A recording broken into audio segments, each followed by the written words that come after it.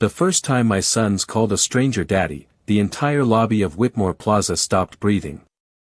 I had only looked away for 3 seconds.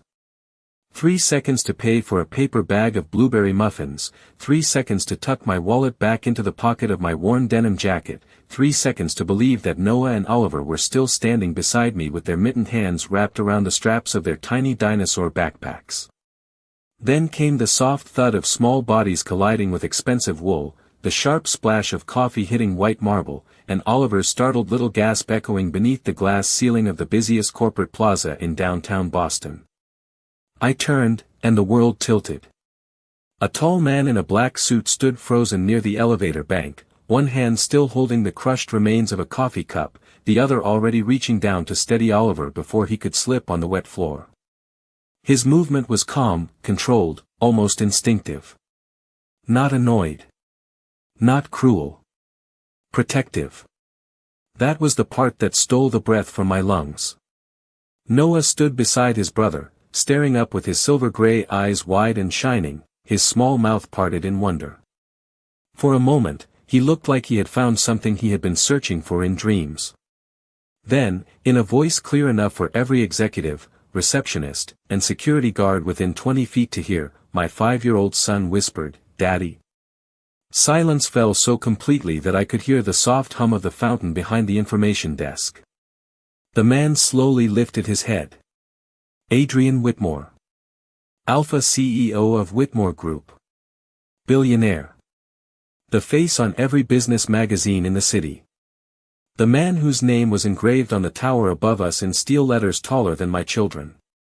The man I had spent 5 years trying to forget. His eyes were exactly as I remembered them, pale silver like winter light on glass, beautiful in a way that felt unfair and dangerous to a heart that had barely survived him once. He looked first at Noah, then at Oliver, and something changed in his expression. It was not recognition, not fully. It was sharper than confusion and quieter than shock. His gaze lingered on their matching eyes, their dark lashes, the serious little frown Noah made when he was nervous, the same frown Adrian wore in every photograph taken by reporters who called him cold, brilliant, untouchable. My body moved before my thoughts could catch up. I hurried forward, stepping between him and the boys, my hands trembling as I pulled them gently behind me. "I'm so sorry," I said, too quickly, too softly, my voice almost swallowed by the marble lobby. "They made a mistake. They're just kids." Oliver peeked around my coat and added, with the terrible honesty only children can carry, "But he looks like us, Papa." My heart dropped so hard it felt like it hit the floor beside the spilled coffee. Adrian's eyes shifted to me. For one impossible second, I prayed he would see only a tired Omega father in scuffed sneakers, someone forgettable, someone ordinary. But then the air between us changed. His alpha presence, usually controlled beneath layers of discipline and expensive cologne, sharpened with sudden attention. He inhaled once, barely enough for anyone else to notice, and his face went still. I knew what he had found. Not my name. Not yet. Not the truth. But the scent I had hidden under soap, winter air, and fear. Warm honey after rain. The same scent he had once held close in a quiet hotel room 5 years ago, before sunrise, before panic, before I ran. "Do I know you?" he asked. His voice was low, polished, and careful, but beneath it was something unsteady. I hugged Noah and Oliver closer until their backpacks pressed against my knees. "No," I said. "You don't." Adrian looked at my sons again, and the lie stood between us like glass already beginning to crack. Adrian did not move closer, and somehow that made him more frightening than if he had demanded answers in the middle of the lobby. He simply stood there, tall and perfectly still, while the city's morning rush began to breathe again around us. Someone from the front desk hurried over with paper towels. A security guard spoke quietly into his radio. A woman in a navy blazer whispered behind her hand, pretending not to stare. I kept one hand on Noah's shoulder and the other wrapped around Oliver's mitten. Trying to make my body into a wall small enough not to be noticed and strong enough not to fall apart. Mr. Whitmore, I am sorry about your coffee, I said, forcing my voice to stay steady. I can pay for the cleaning. It was a ridiculous thing to say to a man who owned the entire building, but panic makes people reach for small, useless manners. Adrian looked down at the coffee spreading across the marble, then back at Oliver, whose lower lip had begun to tremble. Instead of answering me, he crouched to the twins' level, careful not to crowd them. The movement sent a quiet ripple through the lobby, as if no one there had ever seen Adrian Whitmore lower himself for anyone. "Are you hurt?" he asked. His voice had changed. It was still deep, still controlled, but softened at the edges, like snow falling over stone. Oliver shook his head, then hesitated and lifted his small palm. A tiny red mark showed where he had braced himself against the floor. Adrian's expression tightened. Not with anger. With concern. He reached into the inside pocket of his coat and took out a crisp white handkerchief, the kind that looked too expensive to touch, then offered it without touching Oliver first. "May I?" Oliver looked up at me. I should have said no. Every safe, sensible part of me screamed to step back, apologize again, and leave before the past found its voice. But Oliver was still shaking, and Adrian's hand was steady. I gave the smallest nod. He wrapped the handkerchief around Oliver's palm with surprising gentleness. Noah watched the entire thing with narrowed eyes, his little protector face fully awake now. "You are not mad?" Noah asked. Adrian's gaze flicked to him. "Should I be? Some grown-ups get mad when kids spill things." "Coffee can be replaced," Adrian said. "Children cannot." The words hit me with such force that I nearly forgot how to stand. For 5 years, I had built an image of him out of fear and absence, a cold alpha who would see my sons as a problem, a scandal, a complication to be managed by lawyers in glass offices. But the man in front of me had just spoken to Noah like his feelings mattered. Noah seemed to decide something then, in the mysterious courtroom of his 5-year-old heart. He stepped half an inch out from behind me and sniffed the air. My stomach twisted. "You smell safe," he said.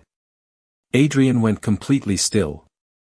I felt it too, the sudden pull in the room, the old invisible thread tightening around all 4 of us. Adrian looked at Noah as if those 3 words had opened a locked door inside him. Then he rose slowly, his eyes returning to mine with a focus that made the rest of the lobby blur. "Your sons have good instincts," he said. I swallowed. "They are tired. We should go." "What are their names?" My grip tightened before I could stop it. "That is personal." A shadow of pain crossed his face so quickly I almost missed it. "Of course." He stepped aside, giving us a clear path to the revolving doors. No threat. No command. Just space. That mercy almost broke me. I guided the boys forward, every step feeling too loud, but as we passed him, Oliver turned his bandaged little hand over and said, "Thank you, mister." Adrian's eyes lowered to the handkerchief, then lifted to Oliver's face. "You are welcome." We made it 10 feet before his voice followed me, quiet enough that only I could hear. I remember that scent. My feet stopped against my will. Noah bumped into my leg, and Oliver clutched my coat. I did not turn around. I could not. Adrian continued, softer now, not accusing, not cold, but certain in a way that made my lie feel paper thin. I have remembered it for 5 years. The lobby doors spun ahead of us, letting in a burst of Boston winter air. I forced myself to move, because if I looked back, he would see everything. He would see the night I ran. He would see the 2 months I cried over a pregnancy test in a bathroom the size of a closet. He would see every birthday candle he had missed, every fever I handled alone, every drawing Oliver made of a father he had never met. Outside, the wind cut through my jacket, but it was not the cold that made me shake. Behind us, inside the tower of glass and steel, Adrian Whitmore had not followed. Somehow, that terrified me more. Because an alpha who chased could be escaped. An alpha who waited, who watched, who remembered, was already far too close. By the time I reached the sidewalk, Boston had turned into a blur of glass, traffic, and winter light. The boys skipped unevenly beside me, one on each hand, their little sneakers tapping against the pavement while my thoughts raced faster than the cars moving down Boylston Street. I should have taken them straight home. I should have packed every sweater, every birth certificate, every crayon drawing taped to the refrigerator, and driven west until Whitmore Tower was nothing but a bad memory behind us. Instead, I walked 3 blocks to the tiny food cart I rented at the edge of Copley Square, because fear did not cancel rent, and secrets did not pay for preschool. Honeybell Bakery was not really a bakery, not yet. It was a yellow cart with a striped awning, 2 portable warmers, and a hand-painted sign Oliver had decorated with crooked bees. Every morning, I sold muffins, cinnamon rolls, and honey biscuits to office workers who liked to believe homemade sugar could soften their corporate lives. It was small, but it was mine. The boys climbed onto their folding stools behind the cart, still whispering about the tall man from the lobby. I gave them each a paper cup of warm apple cider and tried not to look as shaken as I felt. "Papa," Noah said, watching me arrange blueberry muffins with hands that would not stop trembling, "why did that man look sad when we left?"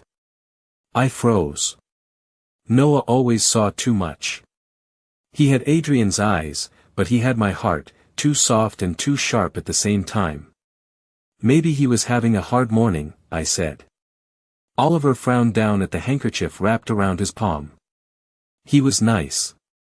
"Lots of people are nice for 5 minutes," I replied, more tightly than I meant to. Both boys went quiet. Guilt burned through me. I crouched in front of them, ignoring the cold seeping through my jeans. "I am sorry. I did not mean to sound upset. You did nothing wrong." Oliver touched my cheek with his free hand. "Did we make trouble?" The question broke something in me. "No, sweetheart. Never. You and your brother are not trouble. You are the best thing that ever happened to me." Noah studied my face, then asked the question I had feared since the moment he learned the word father. "Then why did he feel like family?" The city noise faded.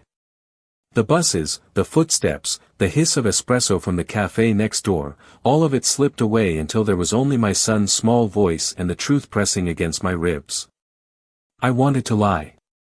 I had lied before, carefully, gently, with stories about how some families were built with one parent and twice the love. But Noah was not asking where he came from. He was asking why his blood had recognized someone his mind did not know. Before I could answer, a shadow fell across the cart. A woman in a charcoal coat stood on the other side, her posture neat, her badge clipped to her lapel. "Ethan Miller?" she asked. My body went cold. I pulled the boys closer. "Who is asking?" She placed a small white envelope on the counter beside the honey biscuits. "My name is Claire Bennett. I work for Mr. Whitmore. He asked me to give you this personally." I stared at the envelope as if it might burn through the metal counter. "I do not want anything from him." Claire's expression softened, just slightly. "He said you would say that." "I did not touch it." "Then he should have saved you the walk." She glanced at the boys, then lowered her voice. "He also said to tell you this is not a legal notice, not a demand, and not a threat. It is only an invitation to talk somewhere private, with whatever boundaries make you feel safe." I hated that word. Safe. It had followed us from the lobby in Noah's innocent voice, and now it stood here in a stranger's mouth, making Adrian sound patient, reasonable, almost kind. Claire stepped back. "He will not approach the children without your permission." Then she left, disappearing into the lunch crowd as quietly as she had arrived. For a long moment, none of us moved. Oliver leaned forward first, curious, but I caught his wrist gently. "Do not touch it." Noah looked from the envelope to me. "Is it from the nice man?" I swallowed, staring at my name written in dark ink across the front. Not my fake name from 5 years ago. Not the name badge I had worn at the gala. My real name. Ethan Miller. Somehow, before the morning was even over, Adrian Whitmore had found me. And if he had found me, it was only a matter of time before he found everything. The envelope stayed on the counter for the rest of the morning, untouched beside a tray of honey biscuits cooling in the Boston air. Customers came and went, leaving behind dollar bills, card receipts, and polite smiles, but my eyes kept drifting back to that small white rectangle as if it contained a living heartbeat. By noon, the boys had grown restless. Noah was stacking napkins into crooked towers while Oliver traced the embroidered initials on Adrian's handkerchief with one careful finger. A.W. in dark silver thread. Whitmore. Even his kindness carried his name. I finally tucked the envelope into my coat pocket without opening it, closed the cart early, and told the boys we were taking the subway home. Noah frowned because he knew Tuesdays were our long days, the days we stayed until the office crowd came out at 5, when cinnamon rolls sold fastest. "Are we sick?" he asked. "No," I said, locking the cart with hands that still felt cold inside my gloves. "We are just going home." Our apartment sat on the 3rd floor of an old brick building in Jamaica Plain, above a laundromat that made the hallway smell like dryer sheets and warm quarters. It was not much. The kitchen window stuck in winter. The bathroom tiles were cracked. The boys shared a small room with bunk beds shaped like a fire truck, and my bed folded out from the sofa every night. But it had been safe because no one important knew where to look. That illusion was gone now. While the boys colored at the kitchen table, I stood by the sink and opened the envelope with a butter knife. Inside was a single card, thick and cream-colored, with no company logo, no legal language, no threat dressed as politeness. Only a few lines written in the same dark ink as my name. "Ethan, I will not corner you. I will not speak to the children without your consent. But I need to understand why your sons looked at me like they knew me, and why you looked at me like you had been running from me for years. If you are willing, meet me tomorrow at 6 in the private room of Harbor Lantern Cafe. Bring anyone you trust. Set any condition. Adrian." I read it once. Then again. Then a third time, searching for the trap. There was none on the page, which made me trust it even less. Powerful men did not need traps when the whole city was already built to open doors for them. I set the card on the counter and pressed both palms flat against the edge until my knuckles turned pale. Memories rose before I could stop them, not as a flood, but as small, bright pieces. A hotel balcony high above downtown Boston. Music muted behind glass. Adrian Whitmore without his public mask, his tie loosened, his silver eyes tired in a way no magazine ever captured. I had been carrying a tray of untouched champagne glasses, temporary staff badge pinned crookedly to my vest, pretending I belonged in a room where one centerpiece cost more than my monthly rent. He had noticed me because I was staring. I still remembered the first thing he said. "You look like you want to escape." I had almost dropped the tray. "Is it that obvious?" "Only to someone who wants the same thing," he had answered. That was how it began. Not with promises. Not with grand romance. Just two lonely people breathing cold air above a city full of noise. He asked my name, and I gave him the false one printed on my badge, Eli, because the agency had mixed up my paperwork and I had been too broke to argue. He laughed softly when I told him I hated champagne. He asked what I liked instead. I said black tea with too much honey. For reasons I never understood, that made him smile. The memory shifted, warm and painful, then snapped back to my kitchen when Oliver climbed into my lap with his drawing pad. "Papa, look," he said. On the page were 4 stick figures under a yellow sun. Me. Noah. Oliver. And a tall man in a black suit with silver eyes. My chest tightened so sharply I could not speak. Noah leaned over the table and said, "Maybe we should meet him. Just to ask why he feels like us."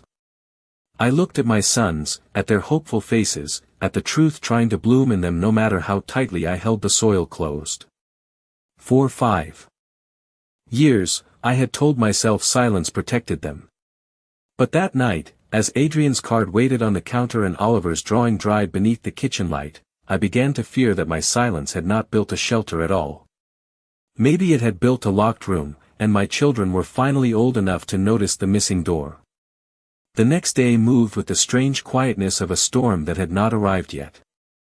I made pancakes for breakfast because Noah and Oliver always trusted mornings that smelled like butter and maple syrup, then packed their lunches with apple slices, peanut butter sandwiches, and the last 2 honey biscuits from the cart. I told myself I was only considering the meeting, not agreeing to it. I told myself a dozen things before 9 in the morning, and none of them sounded true. While the boys were at preschool, I opened the small metal box beneath my bed, the one I had not touched in years. Inside were the pieces of a life I had tried to bury, the hospital bracelets from the twins' birth, the first ultrasound photo with 2 tiny shapes side by side, and the folded temporary staff badge from the Whitmore Gala. The name on it was Eli Carter. Not Ethan Miller. That mistake had saved me once and haunted me ever since. I sat on the floor with my back against the sofa and let the memory take me where I had refused to go. 5 years earlier, the gala had glittered like a different universe. Crystal chandeliers, black tuxedos, red carpet, waiters moving like shadows with silver trays. I had been 22, exhausted from working 3 part-time jobs, and desperate to earn enough to keep my mother's medical bills from swallowing us whole. The staffing agency had called it a luxury corporate event. I called it 6 hours of smiling at people who never looked me in the eye. Then Adrian Whitmore looked. Not through me. At me. On that balcony above downtown Boston, he had seemed less like the untouchable alpha CEO everyone whispered about and more like a man standing at the edge of his own loneliness. His scent had been sandalwood, winter air, and something steady beneath it all, something that made my anxious omega instincts go quiet instead of loud. We talked. About nothing important at first. The cold. The terrible champagne. The way rich people laughed softer when they were lying. He asked whether I had family waiting at home. I told him about my mother, though not how sick she was. He told me his father had left him a company, a tower, and 1,000 expectations, but not a single instruction on how to sleep without feeling hunted by tomorrow. It should have been impossible, 2 strangers finding honesty between glass doors and city lights, but it happened. For 1 hour, maybe 2, I forgot my aching feet and the fake name on my badge. I forgot that he belonged to the sky and I belonged to overdue bills. Then the gala shifted around us. Reporters arrived earlier than expected. Board members searched for him. Someone mentioned a possible engagement alliance with another wealthy family, a clean, strategic match that would make investors smile. I heard the words before Adrian could explain them. Engagement. Alliance. Necessary. My stomach turned cold. I had mistaken loneliness for invitation, kindness for possibility. When he stepped away to answer a call, I saw a folder on the balcony table stamped with legal tabs and the name of another Omega family. That was all fear needed. By morning, I was gone. I left no number because I believed he would not ask for one. I left no real name because I believed the fake one was the only version of me he could afford to forget. 2 months later, in the narrow bathroom of our old apartment in Quincy, I stared at 2 pink lines while rain tapped against the window. My first thought was not fear. It was Adrian's hand covering mine around a warm mug of tea, his voice asking if honey made everything better. My second thought was that he would never know. Back in the present, I wiped my face before picking up the twins from preschool, but no one noticed anyway. He always did. At 5:30, I dressed them in their warmest coats and drove toward the harbor, telling myself I could still turn around at every red light. Harbor Lantern Cafe glowed at the corner of a quiet street, all brick walls, brass lamps, and windows fogged by warmth. Adrian was already there when we arrived. Not in the private room. Not hidden behind power. He stood outside in the cold, no bodyguards, no reporters, his black coat dusted with light snow. When he saw the boys, his expression softened before he could control it. When he saw me, his eyes carried 5 years of questions. I stopped a few feet away and forced the words out before courage failed me. "You can ask me anything," I said. "But if you scare them, even by accident, this ends." Adrian nodded once, solemn and immediate. "Then I will be careful," he said. Oliver reached for my hand. Noah watched Adrian like a judge. And as the cafe door opened behind him, spilling warm light onto the sidewalk, I realized the past had finally caught us, not with anger, but with an empty chair waiting for the truth. The private room at Harbor Lantern Cafe was smaller than I expected, with brick walls, amber lights, and a round wooden table that made it impossible for anyone to sit too far away or too close. That helped. So did the fact that Adrian let us choose our seats first. I put Noah and Oliver beside me, their backs to the wall the way I always did in public places, and Adrian sat across from us with his hands visible on the table, still and empty. No phone. No folder. No lawyer waiting in the corner with a polished smile. Just Adrian, watching the boys like every blink might teach him how to breathe differently. A waitress brought hot chocolate for the twins and black coffee for him. I did not remember ordering for anyone, but Adrian looked at the cups, then at me, and said quietly, "I asked Claire to call ahead. No caffeine for the children, extra whipped cream on the side, in case they did not like it mixed in." Noah narrowed his eyes. "How did you know we like whipped cream?" Adrian answered him with complete seriousness. "Most children do." Oliver took a careful sip, leaving a white mustache on his upper lip, and whispered, "I like him." My heart twisted. Adrian heard it. I could tell by the way his eyes softened for half a second before he looked down at his coffee. He did not use that softness against me, and somehow that made it harder to keep my guard up. "You said I could ask anything," he said. "I did.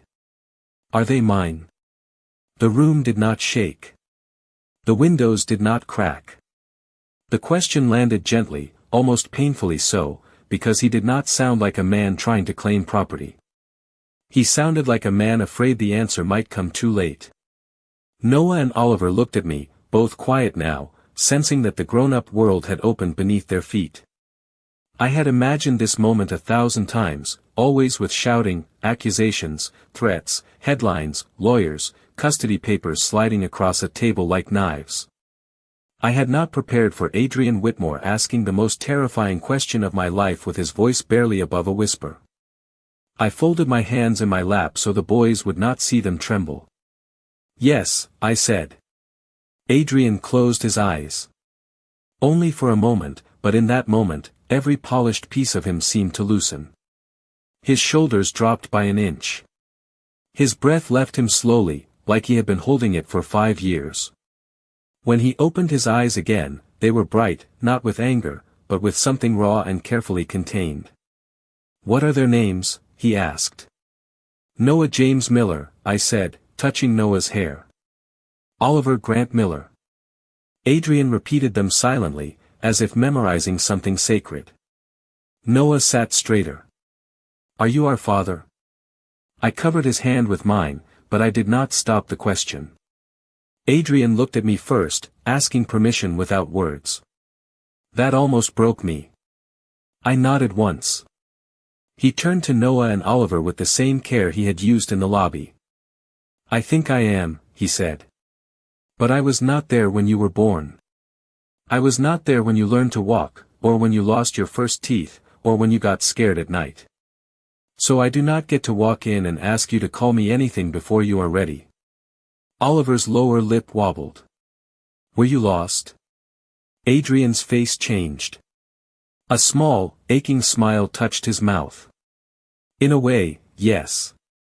Noah was not satisfied. "Did you leave Papa?" There it was. The question that mattered more than blood, more than names, more than any test Adrian could order. I braced myself, but Adrian did not defend himself. He looked at me again, and this time there was pain in his eyes clear enough that I could not pretend not to see it. I woke up alone, he said. I did not know your papa's real name. I looked for someone named Eli Carter for almost a year. My throat tightened. You looked everywhere I could without endangering you, he said. The agency disappeared after a wage fraud investigation.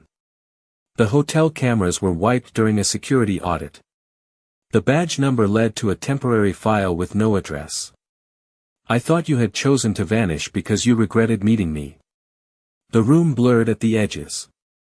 For 5 years, I had carried the shape of his rejection inside me, only to learn I might have been holding a ghost. I thought you were engaged, I whispered. Adrian's brows drew together. Engaged? The folder. The alliance. I heard people talking. Understanding arrived slowly, then devastated him. That was a merger proposal involving another family's company, not a marriage. I refused it the next morning because all I could think about was finding you. Silence settled over the table, warm and terrible. Noah looked between us, his small face serious beyond his years. Oliver reached across the table and pushed the little bowl of whipped cream toward Adrian. You look sad, he said. Adrian stared at the offering as if it were more precious than anything his money had ever bought. Then he took the smallest spoonful and said, Thank you, Oliver. My son smiled. My other son watched. And I realized with a sudden, frightening clarity that this was no longer a secret I was protecting alone. It was a family beginning to form around a truth none of us knew how to hold. After that night at Harbor Lantern Cafe, nothing changed on the outside, and everything changed underneath. I still woke before sunrise to mix batter in the small kitchen while the boys slept in their fire truck bunk bed. I still packed lunch boxes, argued with Noah about wearing a hat, and reminded Oliver that glitter glue did not belong in his coat pocket. But now, every ordinary moment had a shadow shaped like Adrian Whitmore. Not a dark shadow. That would have been easier. It was the kind of shadow cast by a door slowly opening, letting in light I was not sure we were ready to trust. Adrian did exactly what he promised. He did not show up uninvited. He did not send lawyers. He did not ask to take the boys anywhere without me. Instead, every morning at 8, a single message arrived on my phone. Good morning. Are they well today? The first time, I stared at it for 10 minutes before answering. They are fine. His reply came almost immediately. Thank you for telling me. That was all. No pressure. No demand. Somehow, the restraint unsettled me more than force would have. A week passed like that before Noah asked if the sad alpha could come see the cart. I nearly dropped a tray of muffins. He has a name, I said. Noah looked unimpressed. Mr. Adrian. Oliver corrected him from the floor, where he was coloring a bee with blue wings. Daddy Adrian. The pencil slipped from my hand. Both boys looked up. Oliver's cheeks turned pink. I do not have to call him that, he said quickly. I just wanted to see how it sounded. My heart hurt in a place I had no name for. That afternoon, I agreed to let Adrian visit Honeybell Bakery during the quiet hour between lunch and the evening office rush.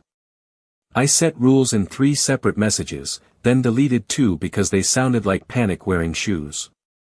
He arrived at 2:15, walking through Copley Square in a charcoal coat with a paper bag in one hand instead of an entourage behind him. The boys spotted him before I did. Oliver waved with both hands. Noah did not wave, but he stood straighter, which for him meant the same thing. Adrian stopped in front of the cart, looking at the crooked bee sign, the portable warmers, the little jar labeled college fund even though preschool had already eaten half my savings.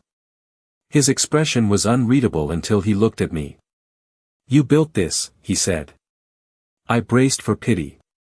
It did not come. It is impressive. I laughed once, because the word felt too large for a cart with a sticky wheel. It is muffins and biscuits. It is stability, he said. It is warmth. It is yours. I had no answer for that. Noah reached into the display case with tongs and selected a honey biscuit, placing it in a paper sleeve the way I had taught him. This one is best, he told. Adrian. Papa makes them when he is worried. Noah, I warned softly. Adrian accepted the biscuit as if receiving an award. Then I should consider it important. He took a bite. For one suspended second, the winter wind, the traffic, the city, all seemed to pause. His eyes closed briefly. When they opened, they were fixed on me with an expression that reached straight into 5 years ago.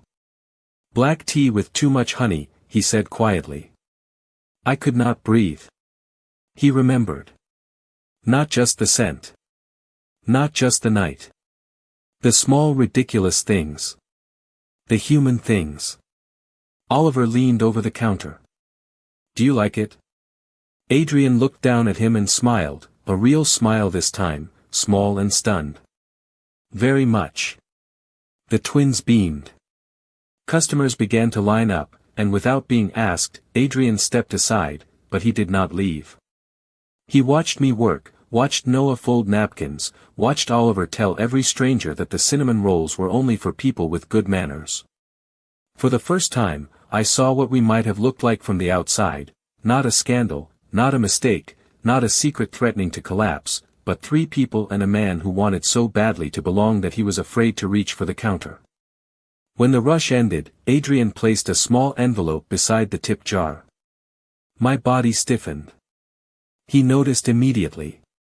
Not money, he said. Open it when you are ready. I did not wait this time. Inside was a photograph, slightly blurred, printed from old security footage. A hotel balcony. A young Omega in a black vest, smiling shyly at a tall Alpha holding 2 mugs. On the back, Adrian had written one sentence. I kept searching, even when I only had a ghost to follow. My fingers shook around the photo. Before I could speak, a man across the square raised a camera phone in our direction, and Adrian's entire expression changed. Not cold. Protective. Quietly, he moved between the lens and the boys, shielding them with his body as naturally as breathing. Noah noticed. So did I. And in that instant, I understood the next danger would not come from Adrian wanting the truth. It would come from the world discovering it before we were ready.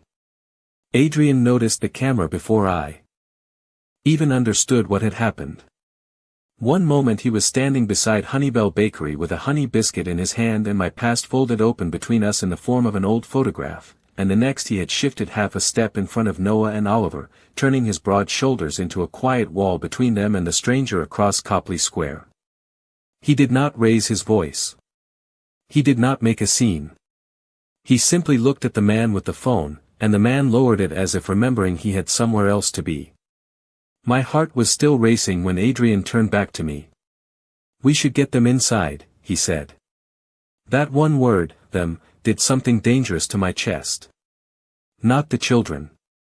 Not your sons. Them, as if he already knew their names, belonged in his mouth with care. I wanted to argue, because fear made me stubborn, but Noah had gone unusually quiet, and Oliver was gripping the edge of my coat. The world had felt softer for nearly an hour. Now it had edges again. Adrian did not touch us. He only walked a few feet behind while I packed the cart faster than I ever had, locking the cash box, shutting the warmers, folding the awning with hands that fumbled twice. When the sticky wheel caught against a crack in the sidewalk, Adrian reached for the handle, then stopped himself before touching it. May I help? He asked. That almost undid me. 5 years ago, I had run because I thought powerful alphas took what they wanted and called it fate. Here he was, asking permission to move a bakery cart. I nodded. Together, we pushed Honeybell Bakery into the storage alcove behind the cafe next door, while the boys walked between us with solemn little faces. Afterward, Adrian invited us not to his tower, not to some cold penthouse above the city, but to a small family restaurant 2 blocks away where the hostess greeted him with surprise and no fear. The place smelled like tomato soup, grilled cheese, and cinnamon. There were crayons on the table. Oliver relaxed first. Noah took longer. I took longest.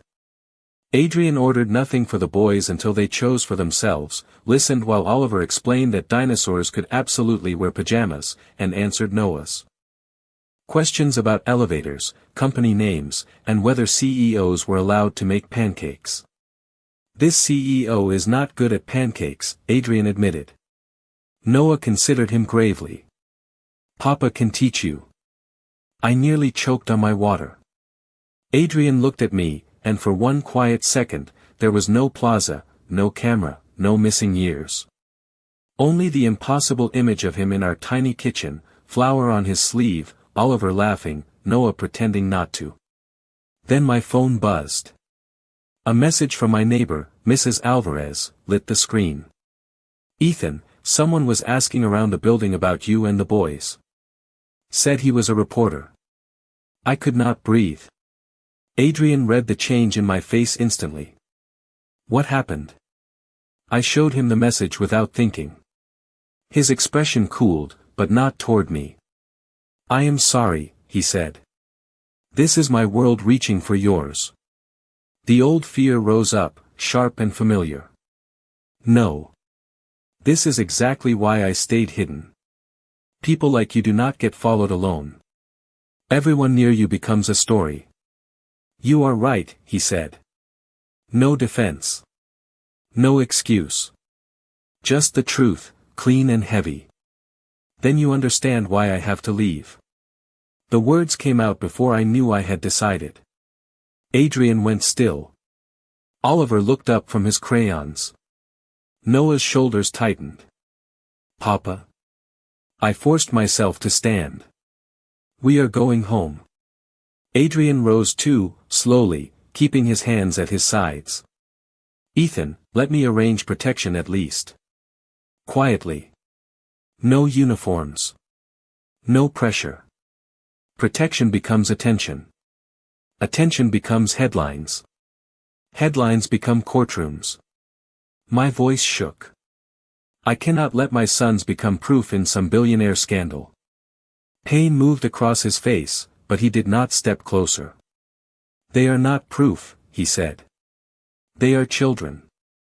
Then let me keep them as children. The silence that followed was worse than any argument.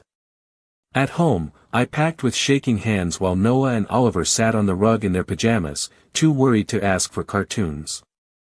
I put birth certificates, winter clothes, medication, snacks, and Oliver's drawing pad into 2 duffel bags.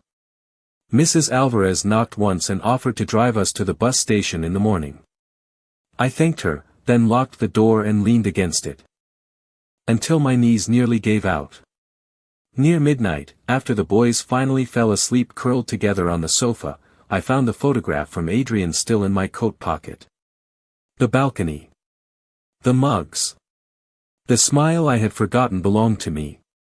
On the back, beneath the sentence he had written, there was something I had not noticed before, a faint line in smaller handwriting at the bottom. I would have chosen you, even if I had known everything. My hand flew to my mouth. A soft knock sounded at the door. Not loud. Not demanding. Just 3 careful taps. I looked through the peephole and saw Adrian standing alone in the hallway, snow melting in his dark hair, eyes tired and open in a way no camera had ever captured. He held up both hands so I could see they were empty. I will not stop you, he said through the door, voice low enough not to wake the boys. But before you disappear again, please let me tell you what really happened the morning after you left. I opened the door because the part of me that wanted to run was exhausted, and the part of me that had loved him for one impossible night still knew the sound of truth in his voice. Adrian did not step inside until I moved aside. Even then, he entered like a man crossing sacred ground, careful of the sleeping boys curled together on the sofa beneath their dinosaur blanket. His eyes found them first.